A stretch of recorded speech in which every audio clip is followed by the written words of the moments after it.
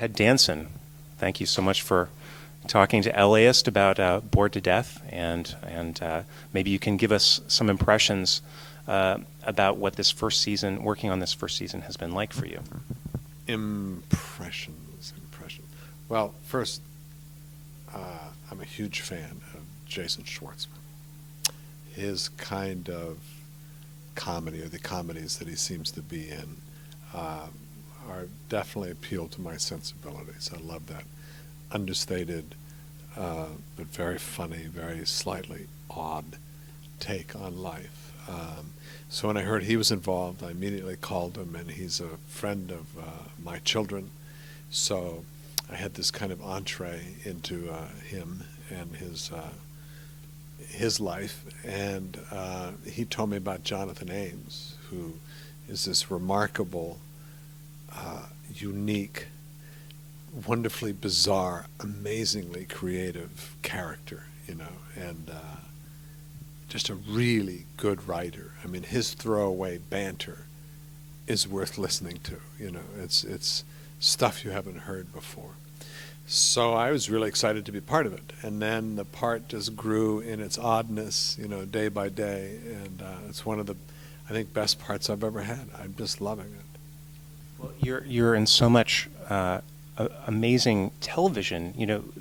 You've got your part on Damages, which I'd really hoped you'd be getting the Emmy the last couple of years for your Frobisher character. Then you have your long-running involvement in Curb Your Enthusiasm, and you're in Bored to Death. And is there a freedom that you're finding in these other networks that maybe you wouldn't have found, on the big four, I guess it is now?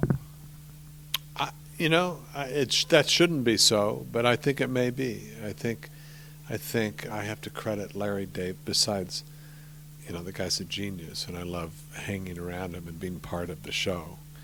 I do have to credit him for also that kind of relaxed.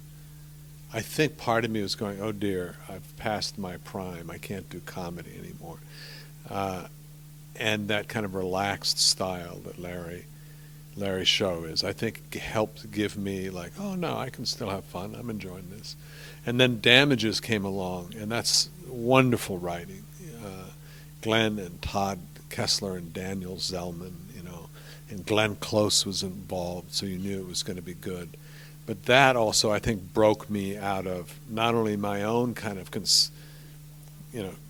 conception of myself and what I can do, but also other people's. So that was very liberating. And then along came this, which is just this wonderfully, wonderfully odd and funny piece. Well, what I think I'm trying to say is that... I will answer Sure. a little bit more, because you did mention networks versus cable. Right. And I think the talent pool is the same, more or less. I mean, LA actors, New York actors, they're all the same. They go back and forth, and people can do wonderful writing here and wonderful writing there. So it's not about whether, the talent is different, but I think the game is different.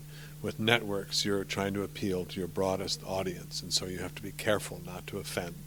Whereas with cable, you only have, sadly so, probably from their point of view, the cable network's point of view, but they have a smaller audience, so they can say, hey, this is what we do. So if you tune us in or buy us, that's what you're going to get. And so you cannot, water things down because you're trying to reach the broadest audience. You can go, hey, love us, or don't. Here's what we do, and we do it well. And so that's kind of liberating. You get to go, okay, you're not playing with the same amount of eyes watching you. That's the trade-off. But you do get to be left alone creatively way more. I mean, HBO on this, my sense, they may tell you differently, but my sense is they go, yeah, Jonathan Ames, we love your talent, your odd take on life. Go do it. Clearly, if people aren't going to watch it at all, we'll have to take you off the air. But until then, go do your thing. And we're not going to be a committee that tries to tell you how to do your thing. Where there would be testing and retesting and market testing of it. And HBO, I said that. I said, so how's it testing? They said, we don't test. We like it. So this is what we're going to go with. And if the world likes it, great. If not, we'll take it off the air and try again. But it's like, it's different. And I don't think it's that the networks are, then the bad guys are wrong or anything like that. It's a different game. Yeah, now, your character in Bored to Death, an evolution I think I've noticed is he's becoming devolution. He's becoming a catalyst in some of these, like, not yesterday's episode, November 1st episode, but the previous week's. He wanted to get involved in the case, and let's go do this. And he's now, whereas before Jonathan's character was kind of keeping it a secret, your character is now actively involved and spurring things on. Is that the way the character was written from the beginning, or has it kind of evolved? I don't know. You'd have to ask Jonathan Ames, I think. But I think that my sense is we all saw how much fun we were having, that he had ideas, and then what we were doing influenced him. So I imagine the situation was, towards the end at least, was fairly fluid as far as him writing the episodes. But